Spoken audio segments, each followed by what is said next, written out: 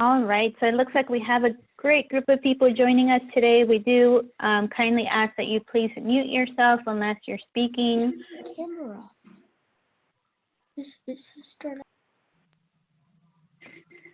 And we're going to go ahead and introduce our speaker. We have Nathan. And Nathan, I forgot to ask you, how do you pronounce your last name before getting started? So I'll let you pronounce your last name. Cieszynski. Cieszynski. All right. Thank you, Nathan. So we have Nathan Cieszynski joining us here from the Fair Housing Council of Riverside County.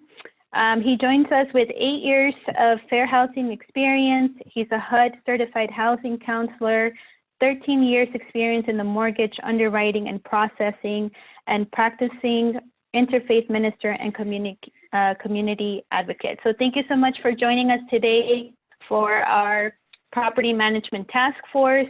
For those that don't know about the Property Management Task Force, we meet as needed throughout the year to bring education and talk about topics that are important for our property managers. So if you are interested in being part of that group and being in my email list, please send me a chat. It's Sylvia Lemus with SRCAR, and I will make sure to add you to my email list for any future communication. But thank you for joining us, Nathan, and the floor is yours. My pleasure. Thank you very much for having me. What I'm going to be talking about today are a couple of very important points that have been coming up, particularly questions that surround the COVID-19 pandemic. I know there's a lot of questions. We're receiving a lot of calls here from both landlords and tenants, so we'll be touching on that. But to begin with, what I'd like to talk about is what exactly fair housing is. Now, I know everybody that's a property manager or a realtor, you've received some form of fair housing training. A lot of it is required as part of getting your licensing. But really the bottom line of what fair housing does is our goal is to ultimately eradicate discrimination in housing, where everybody is treated equally across the board. That doesn't mean that there aren't guidelines that are required for renting or purchasing a property. Obviously, there's always credit restrictions and there's other guidelines that go into it. But those requirements under the way that fair housing looks at it is basically what they're looking at is that everybody is treated equally based on the same criteria. So when people ask me what fair housing does, the bottom line is our goal is to eradicate discrimination in housing. So I have a couple of slides here. Sylvia, if you can, I want to talk about what the couple more. And by the way, anybody who's interested in this PowerPoint, just let us know and we'll go ahead and Sylvia can send you out a copy of it. So all that information is in here. Fair housing, what you're seeing right now, fair housing has a lot of different programs that we operate, some of which is the investigation and enforcement of fair housing. We also deal with landlord-tenant issues where either tenants or landlords, and we get calls from both, contact us regarding any issues that they have regarding their tenancy. It can be anything from terminating leases to repairs. In terms of fair housing, we also get questions regarding reasonable accommodations and reasonable modifications. So these are all the different departments to think with. We do work with HUD, we work with DFEH, and we also, at times when necessary, do work with private attorneys. And we typically, here at Fair Housing, for Riverside County alone, we typically get anywhere between 12 to 2,000 calls a month. Again, like I said, from both tenants and from landlords, because both sides actually have questions and information. And at times we're able to even work between the tenant and the landlords to resolve the problems before they actually become an eviction situation. So that's where our primary role is in the landlord-tenant. We are not an agency that provides legal advice.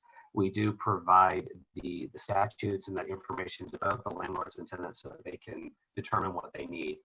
There are times that questions come up, and the first thing that we do is send people to legal, whether it's through Inland County Legal Services or other options, because as I said, we can't answer legal questions directly.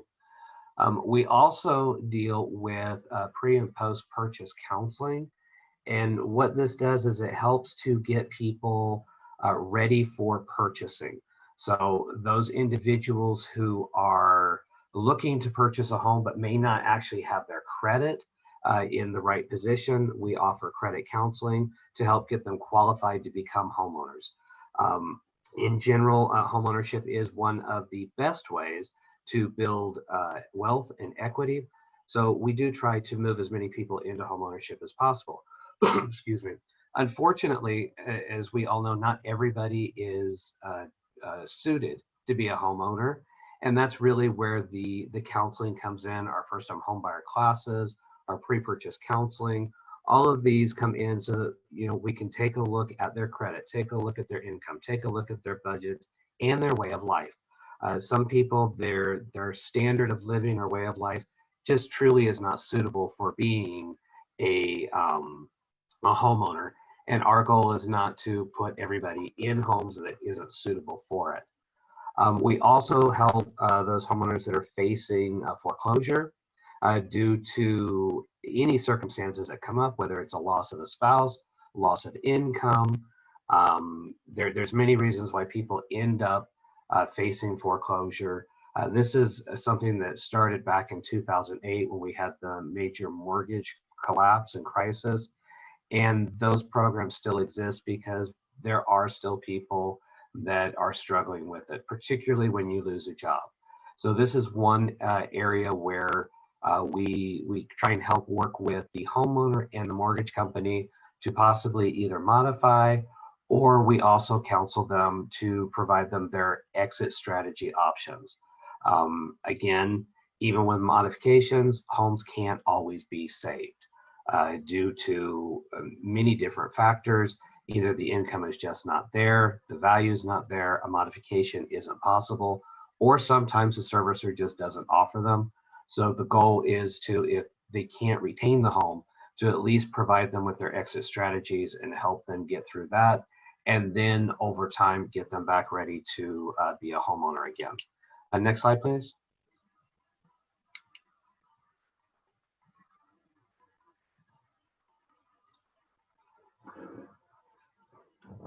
Okay, so when we're talking about what discrimination is, the clear-cut definition is it is differential treatment based on a protected class.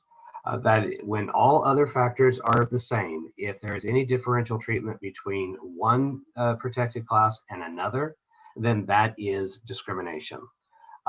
It's also different treatment in the areas of availability, terms and conditions of rentals or purchasing. This comes up a lot in apartment and condominium complexes and HOAs, where there are certain sets of rules that are applied to one segment of society and they're different for another. So it really is, it comes down to everybody needs to be treated equally. Next slide, please. So when we're talking about the federal protected classes, now California's protected classes are much more extensive, but in terms of the federally protected classes, what you're looking at is race, color, religion, national origin, familial status, and disability. This is the main ones that the federal government protects. However, you'll notice on the next slide, when we move into California protected classes, it's quite extensive. There's protected classes under California is language, citizenship, gender identity, sex, gender expression, source of income, immigration status, sexual orientation, marital status, ancestry, age, genetic information, race, color, disability, familial status, national origin, sex, and religion. And there is one other category on there that is called arbitrary. And arbitrary is any other factors that are seen visually that cause one to discriminate. A perfect example of it is somebody who is heavily tattooed. You may not like heavily tattooed people. You may have preconceived ideas about them, but the bottom line is if all other factors are the same, denying them rental or sale of a property in California is an act of discrimination if it is based on the fact that they are overly tattooed or overly pierced. And there's a myriad of different ways. It could be the way that they dress. It could be you don't like skateboarders. The arbitrary is a very open and blanket statement. It's also one that is probably one of the most difficult to prove, and yet there are cases that have gone forward that have been able to prove them based on those things, particularly when people make certain comments. And you can inadvertently make comments that show an indication of discrimination. And as real estate agents, as property managers, these are the kind of things that you absolutely need to be careful of, is what kind of comments and statements that you actually do make. The next couple of slides, those people that are requesting this, you'll have a copy of it. So I'm going to kind of skip over these. And we're just going to go over to the laws that provide different remedies. So one of the things that Fair Housing does through our advocacy and our enforcement is sometimes when we can prove, or when HUD proves, or DFEH proves, or an attorney proves any form of discrimination, the housing that was previously denied to that person, they are able to get.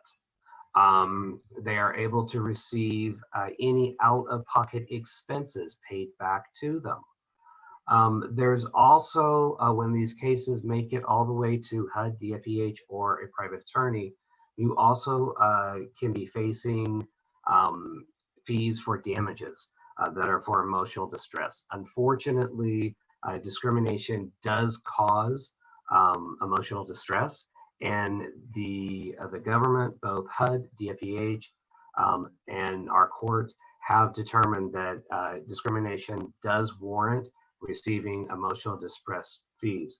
You can also be awarded reasonable attorney fees and costs. If you have to bring in expert witnesses, depending on how difficult the case is, you as a property manager or an owner could definitely be facing having to pay additional fees for that. Plus, if it goes through the court system, you could also be facing certain civil penalties and punitive damages. So it's really important. I know a lot of people, and I was one of them until I got into fair housing, a lot of people really don't think that fair housing discrimination is an issue anymore. And particularly in California, a lot of people believe that it's no longer an issue. And unfortunately, it is. One of the newer exceptions or protected classes in California happens to be source of income. And this happened due to certain laws that were passed last year and went into effect this year. And one of the reasons why this is such a hot topic right now is it has to do with Section 8. Now, under the law as it was written, homeowners and landlords, apartment complexes are not required to accept any and all Section 8. What the law says is they cannot be declined based on Section 8. So if they have the income and they have all of the other criteria, and the only reason that they're being declined is because of their Section 8, that is a form of discrimination. So I know there were a lot of landlords that called us almost immediately after this passed, and they were extremely upset that they were being forced by the government to accept Section 8. And technically they're not, unless that is the only thing that would exclude them from renting it. So if they have the credit scores that fit the criteria that are applied across the board, if they have the rental history that is applied equally across the board. And the only difference is that they have a Section 8 voucher and they're declined, then that by itself would be considered an act of discrimination. I think, honestly, we're probably going to start seeing a lot more of these calls coming in. They were coming in pretty heavily until the COVID-19 pandemic started. And those calls have sort of slowed down a little bit. But I expect once we get back to normal, or whatever normal is going to be for us for a while, then what we can expect is quite a few more of these calls coming in. One of the things, and I've been doing a lot of these presentations lately in regards to the concerns regarding the COVID-19, how this is affecting housing, how it's what are the issues that we are looking at.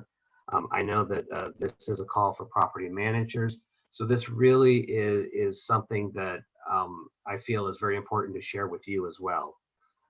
We have since the 1st of March, we were watching the COVID-19 as it was unfolding around the world.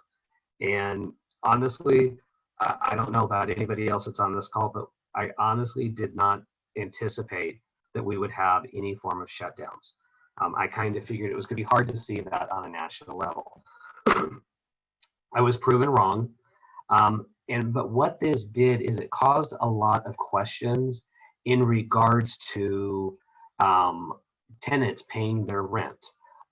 There are a lot of moratoriums that are out there, whether it's from the state level, the federal level, the California courts, or even some of the cities have specific moratoriums regarding evictions, regarding 3-day notices during the COVID-19, and the requirement to pay rent.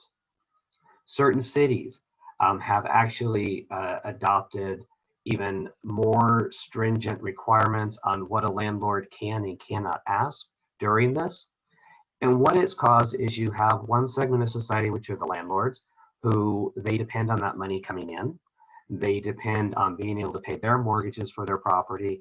In addition to that is, for some people, that is their sole source of income. On the tenant side, as we know, and we can see from the numbers, the number of people that were sheltered in place and furloughed or laid off without pay is incredibly large, which means that they would not have that income to come in. What we at Fair Housing have been saying for years, and this the COVID-19 has actually illustrated it even stronger. Renters are our most vulnerable group of people. And the reason they're the most vulnerable is because when the economy drops and jobs are lost and there is no income coming in, the majority of renters, the majority of Americans, quite frankly, but the majority of renters do not have these slush funds available to carry them for a month or 2 months. Most people are operating, utilizing anywhere from 40 to 70% of their income on housing. And that's whether you are a renter or you pay a mortgage. It works out, those numbers work out that way when you average them out. When you come into a situation like we are in right now, where people were laid off, they weren't getting money, even if you apply for unemployment, the wait times for receiving those funds is incredibly long. And that means they're not able to pay their rent. With the moratoriums that were put in place, there were certain rules that said that, at least for April and May, the landlords could not evict if they did not make those payments, if the reason they couldn't make the payment was associated with COVID-19. Some jurisdictions said that all you had to do as a tenant is say, I couldn't pay it because of COVID-19. Other cities put in place where you actually had to provide proof that you lost your income due to COVID-19. In those cases, they were going to be given, and I say they were going to, and I haven't heard a change in it yet, but they'd be given anywhere between 3 to 6 months to pay back what they owed after the stay-at-home orders were lifted and they went back to work. The problem that fair housing sees with this, and we're already starting to get the calls and the numbers are starting to show this, is if you are living currently paycheck to paycheck and 60 to 70% of your income is actually going to your rent, even once you go back to work and you start paying your rent again, having those 2 months that you didn't pay rent spread out, whether it's over 2 months, 3 months, or 6 months, will create a financial hardship for all of those tenants and possibly cause an increase in evictions. Because the one thing that the moratoriums did not protect, and they were all very clear with this, the tenant is still responsible for paying their rent. It did not wipe out their responsibility. One of the things that we recommended to all the callers that would call in here over the last 2 months is if you can't pay your full rent, at least pay as much of it as you can. Because then when the moratorium is lifted, the amount that's left over will not be quite as bad and you might be able to work with it. We have been working with both city and county officials because there is a lot of money coming in from the federal government that is going to the state, to the counties, and to the cities to assist with all of these COVID-19 financial issues. And we are actually requesting that a lot of this money be put into accounts that can help with one-time payments to tenants who have fallen behind in paying their rent due to COVID-19. We don't know what this will completely look like, and we don't even know if it will go through. Some cities are looking at it very closely. Other cities are against it. It just depends on, who's talking, who's pushing it. They're looking at it at the state level as well, but we're talking about a program. What we would like to see at Fair Housing is a program that is very similar to the Keep Your Home California program that was designed back in the day to help mortgage holders stay in their homes, particularly their unemployment mortgage assistance. There's going to be a lot of money coming into the state of California. And what we are hoping for Fair Housing and a lot of other nonprofits that are working with all these different officials, we are hoping that they will be able to reestablish a very similar situation for the renters and provide a unemployed renters assistance program.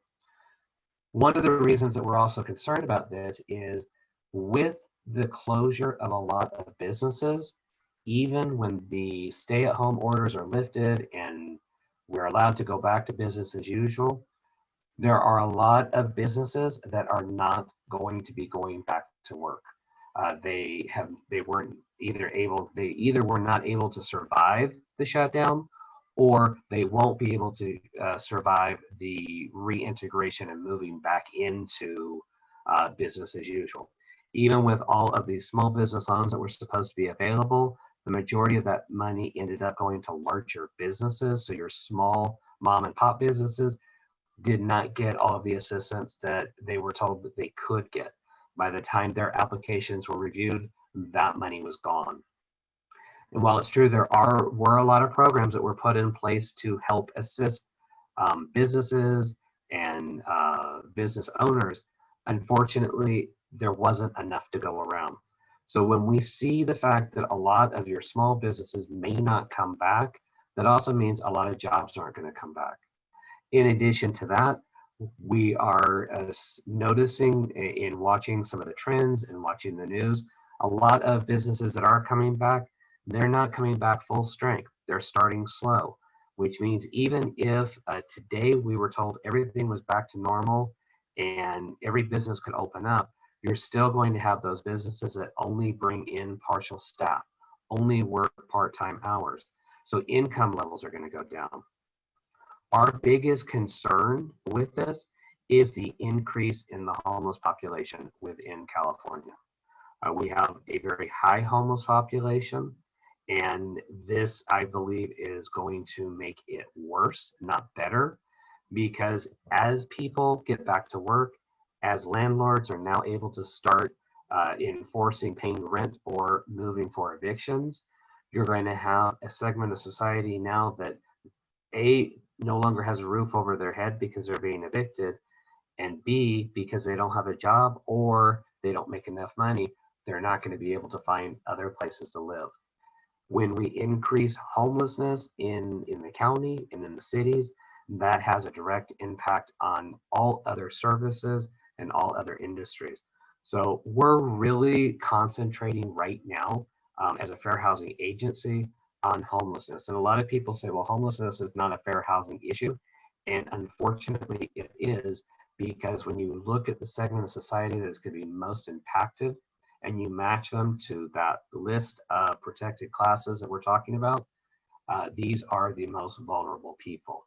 So we're trying to definitely keep an eye out for this.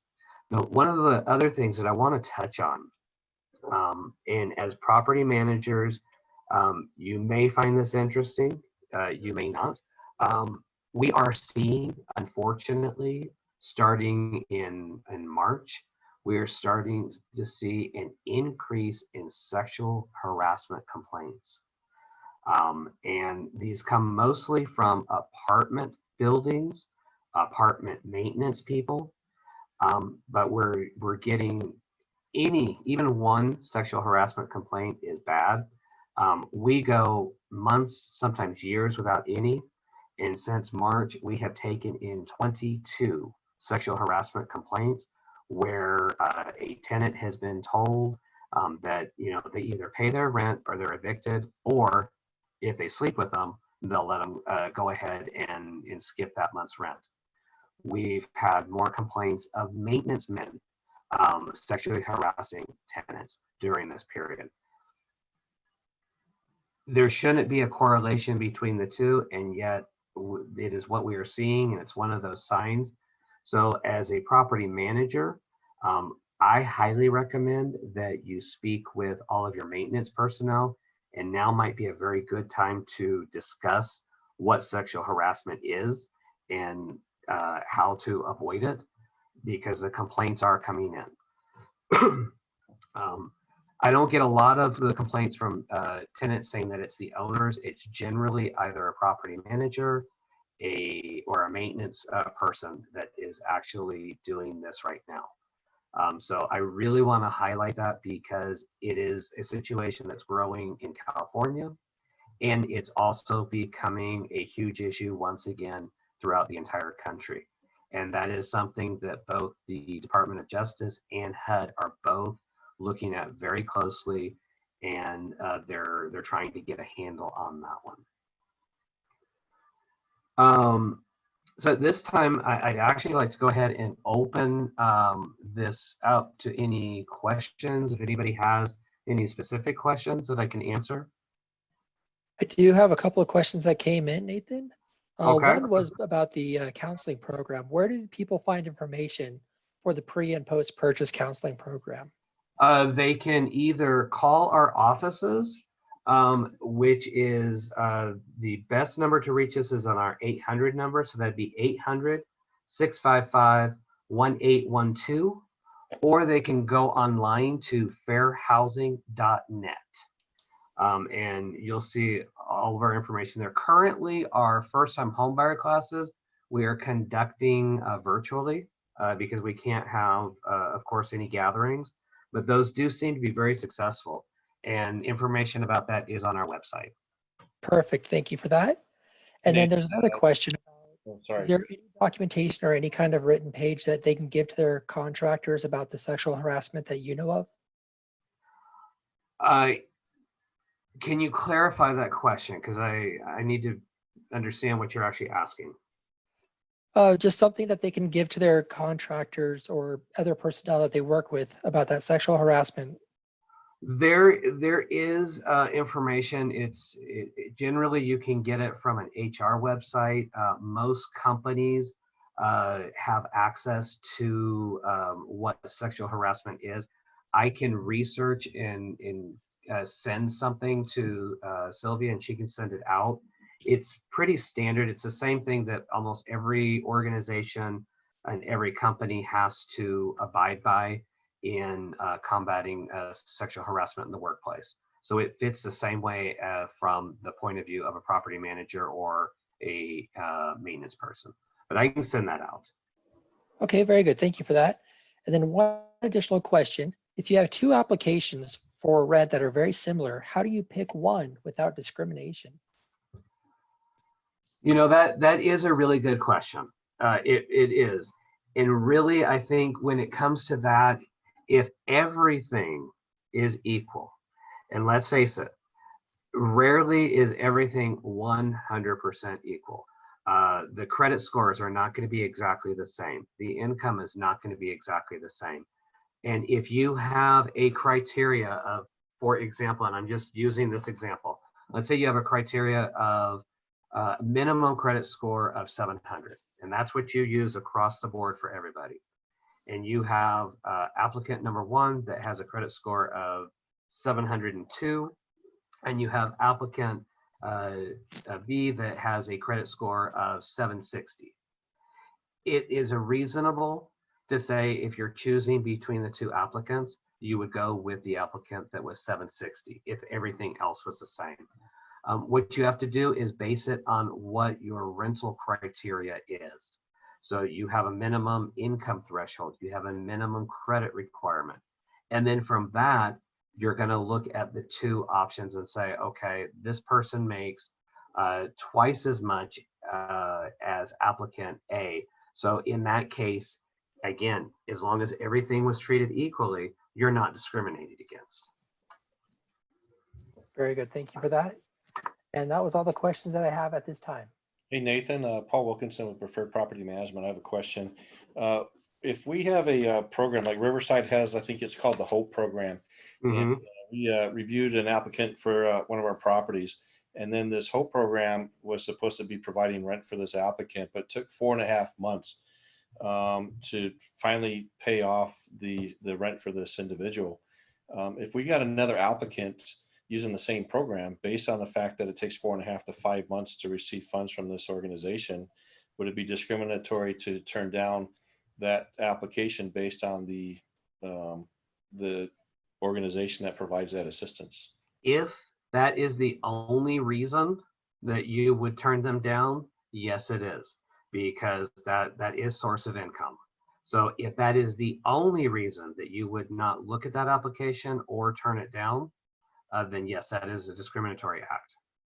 So even though it's being provided assistance, you would consider that actual income, even though it's yes, because source of income is now a protected class, and it used to be income was classified as monies that was paid directly to the applicant or the consumer.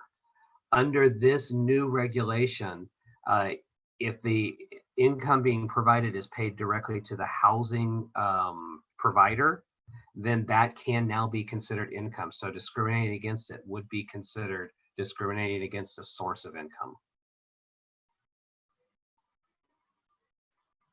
Now, what I would suggest is working with contacting somebody at that program and finding out, because honestly, to me, it should not take 4 months for them to do what they're doing. Right. And we agree it shouldn't take that long, but that's basically the right hand not talking to the left hand, and having to wait that long to get the funds for the tenant. So. Right. And unfortunately, that's sort of the working with those particular businesses and operations, the programs. But unfortunately, the answer, and I know it's not one that owners or property managers want to hear, but yes, that would be discrimination if that is the only reason, if that's the sole reason that you would decline it. Yes, that's discrimination. Now, if there's other issues in the application that would exclude them, then that's a whole other matter.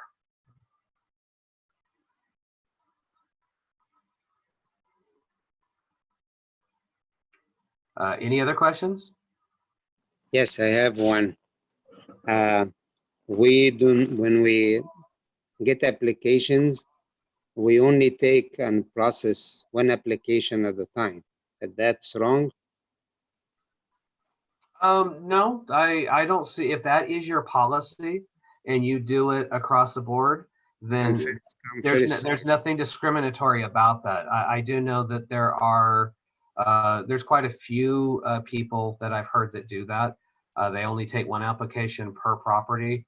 at a time, and that's sort of the way that they work it. So as long as you're reviewing all applications and you're reviewing all applications equally, it doesn't matter whether they come in 1 at a time, 5 at a time, or what have you. As long as you're treating everybody equally, it is not discrimination.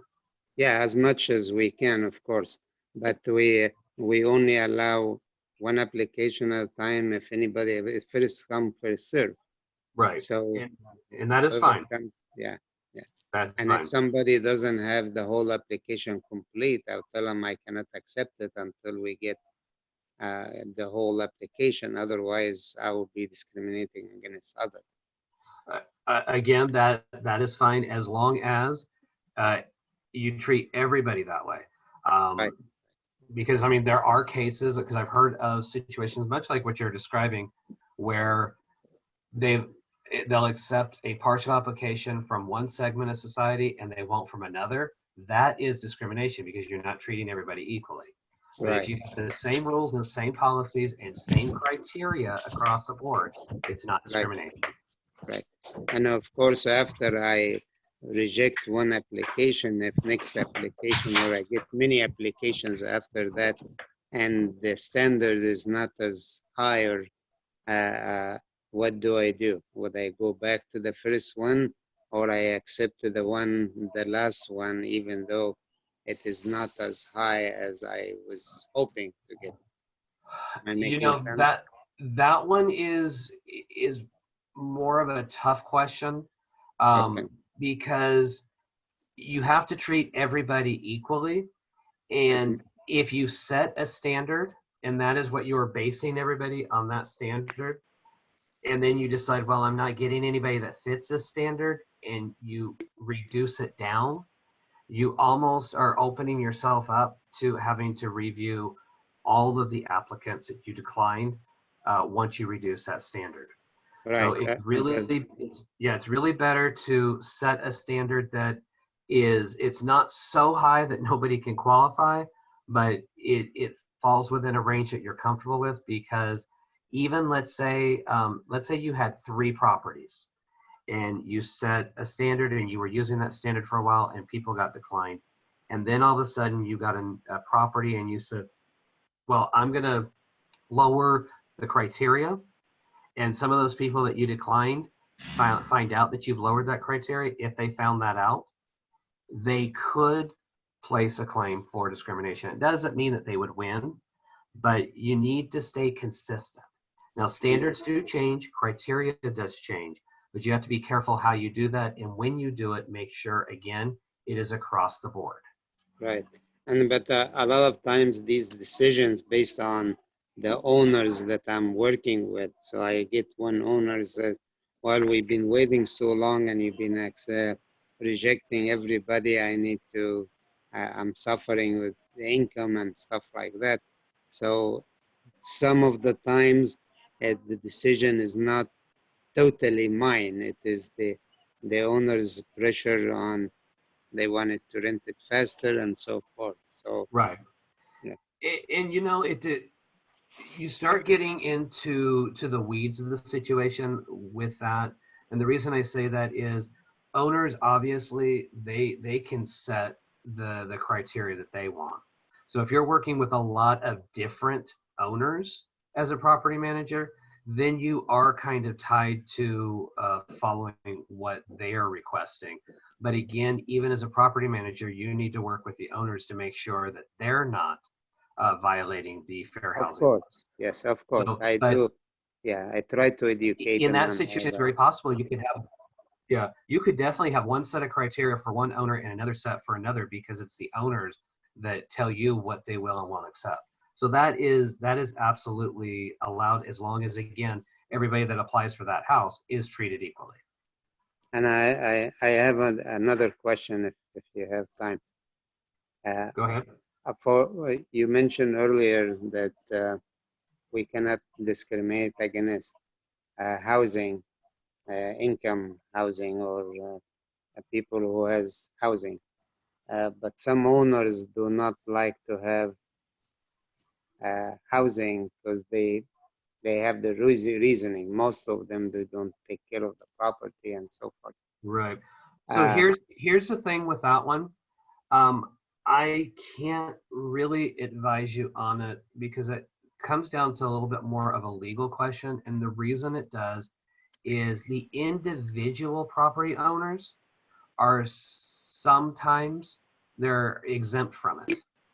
But because you as a property manager are handling it for them, that exemption may not hold. So that's why that really comes down to more of a legal question.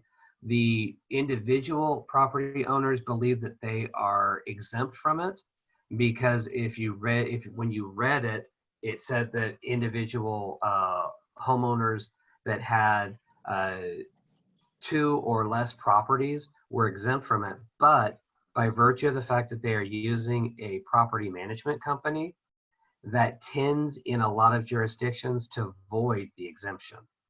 So even if he give me a written order or written request or written something. yes, because just because the property owner gives you instructions, if it violates the fair housing laws, if it is any form of discrimination, you still become liable for it. So you as a property owner property manager need to make sure that you are protected before you do that in regards to the Section 8 or any type of housing vouchers.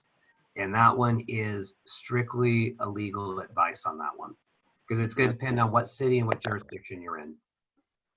I got it. Thanks. And one more question, if you don't mind. Certainly. About pets. We do not allow pets for any, especially, the apartment buildings, because once you allow a pet to one person, it will be like a zoo. Some people take care of their pets and others don't. So we do not allow pets. That's not form of discrimination, correct? That is a form of discrimination. It is. And here is why.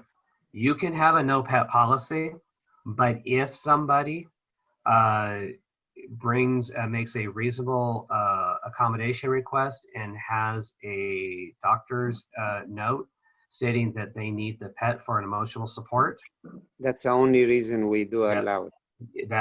Then you have to. Otherwise, no. You can have an across the board no pet policy and only allow either service animals or emotional support animals. And on that, that triggered something that I'd just like to share with everybody, because a lot of people don't understand this. Smoking is not a protected class.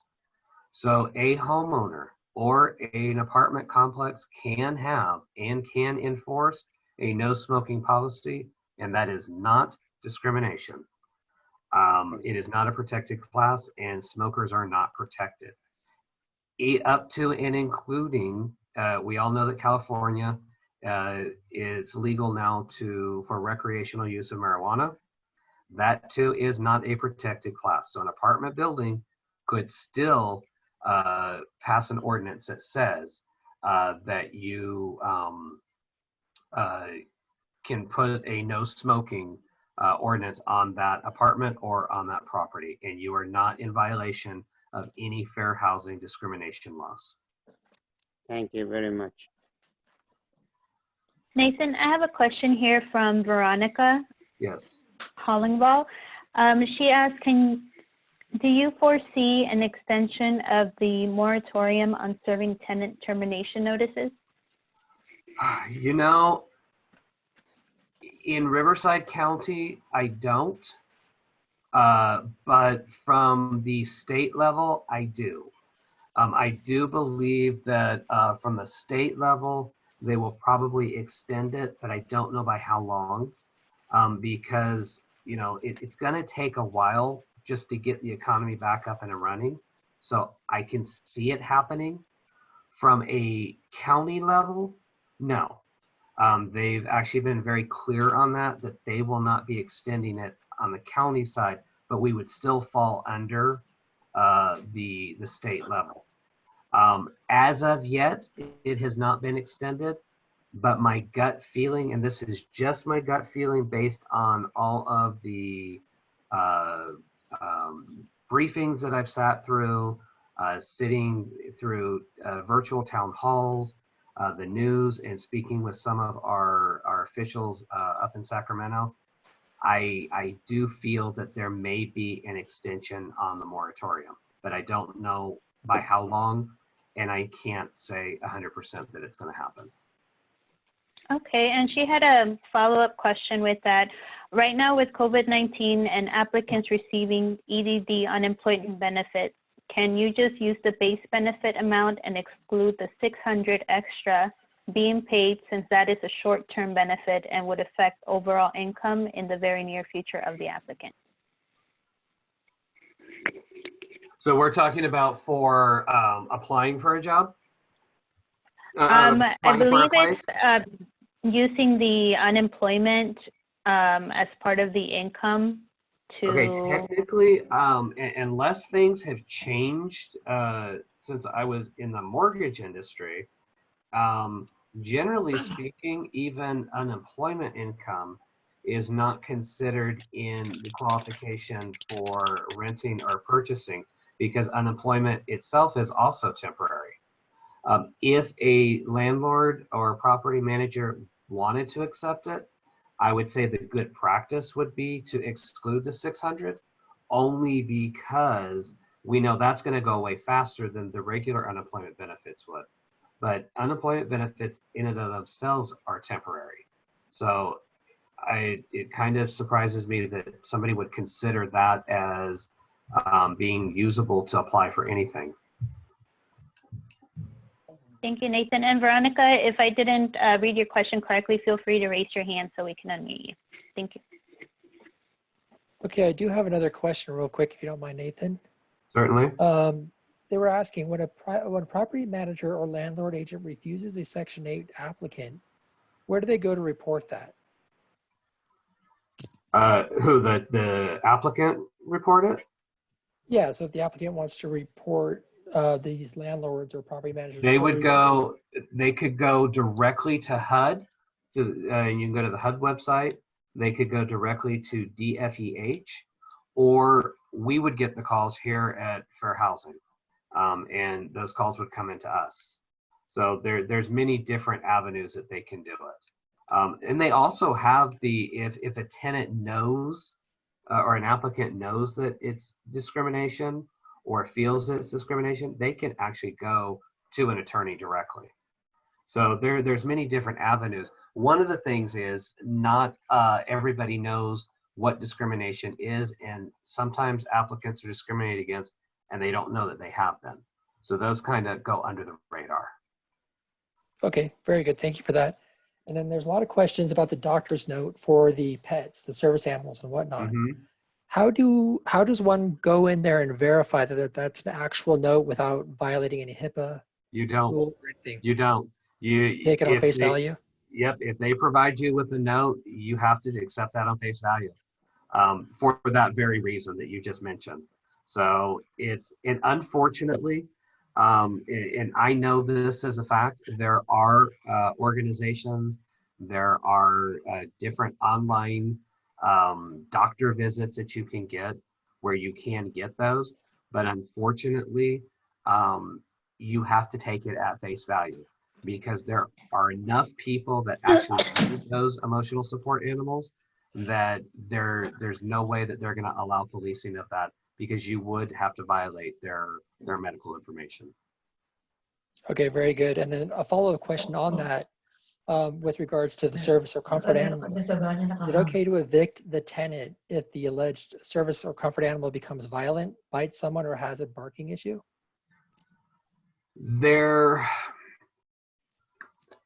Under most circumstances, yes, because even though you have made the reasonable accommodation to allow the animal on the property, they still must follow certain rules and guidelines. Now, the barking, you're walking on a very thin line with that one, but if they become violent, aggressive, or they bite, that's a whole nother matter. Okay. And then on that same topic, can we ask for the pet to be registered and up to date with all of its shots? Absolutely. Absolutely. That's not outside of the norm, and that's a protection for the property manager or the homeowner as well. So yes, you can require that. That's not discrimination. Okay, and then changing gears here for just a second. Where was that question? So there's a question about unemployment as a source of income. Can they count that as income or not? Honestly, everything that I have ever seen, and so I'm going to answer this from a personal standpoint, and I would recommend somebody maybe check with their legal.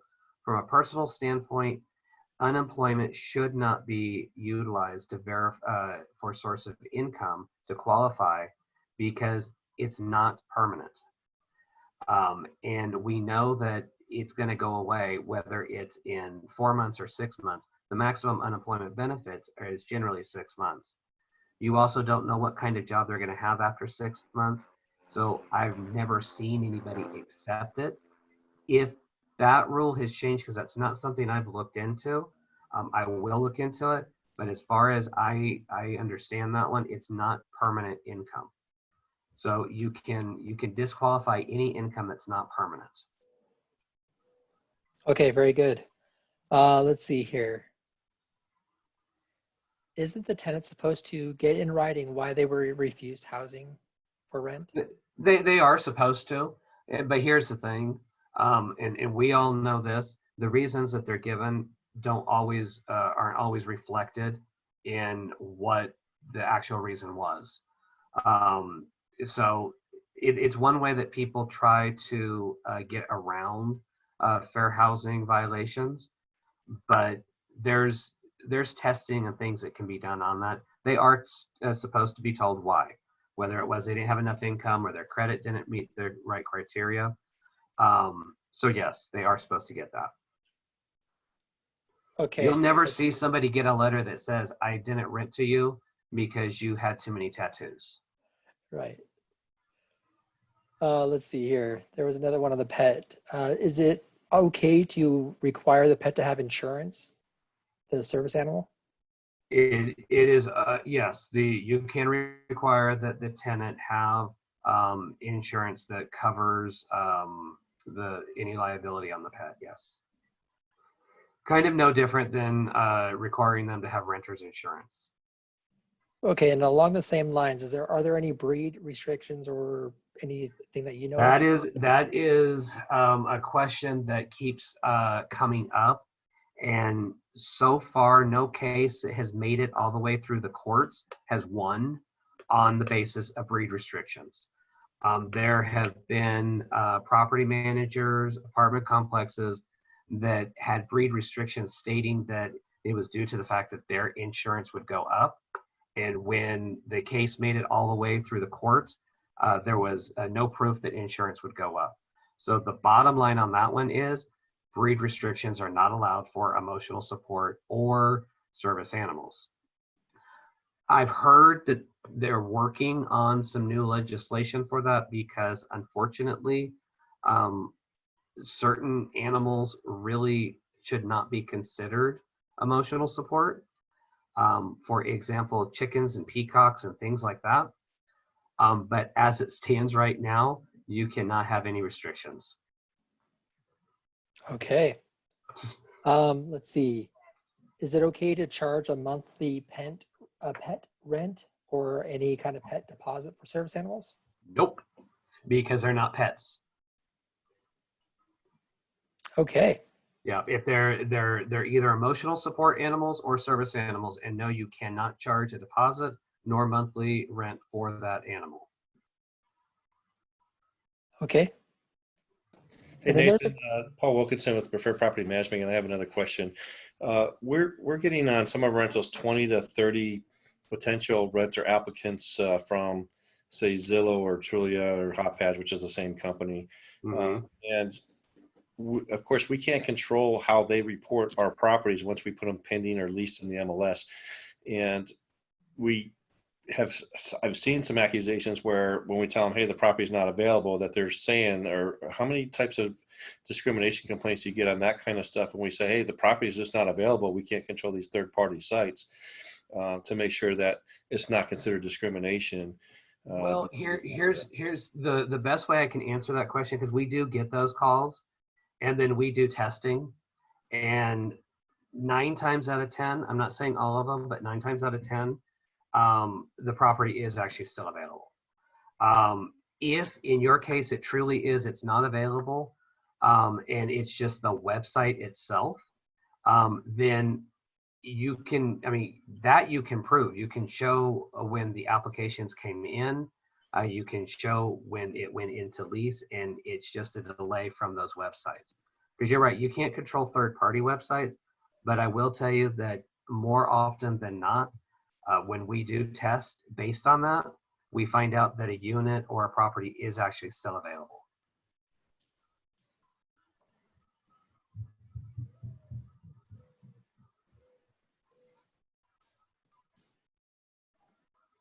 Does that answer your question?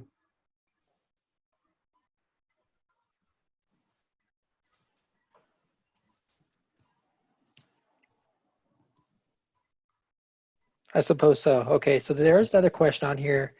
What is a recommended or industry standard base for a minimum FICO score? I'm not the person to answer that one. Okay, fair enough. And then just for a regular pet, not a service animal or a comfort animal, can they charge additional monthly rent for those animals? Yes, they can. All right.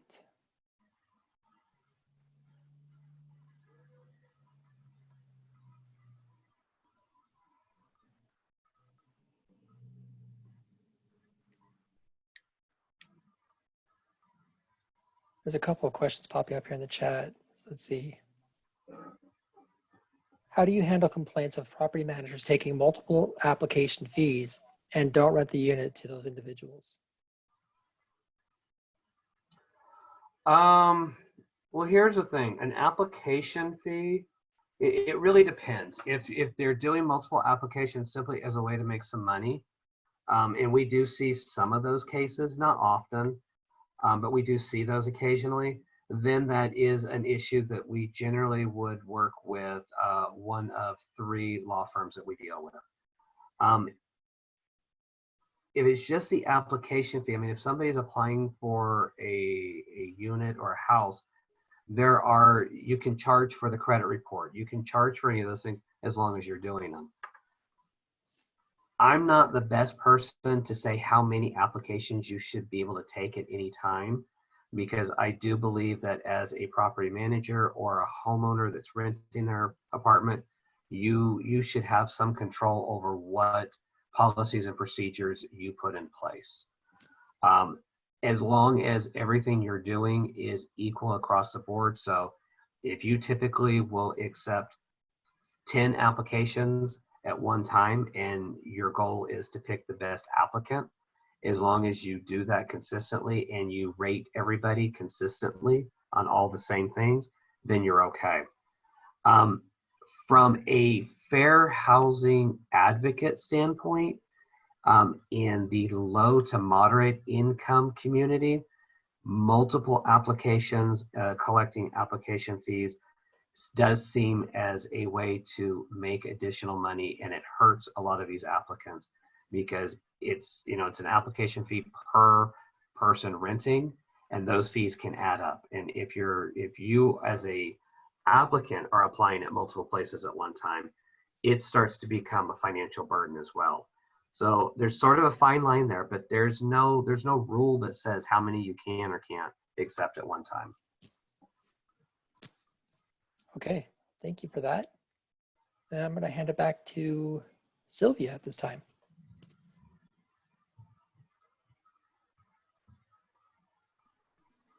Thank you, Daniel.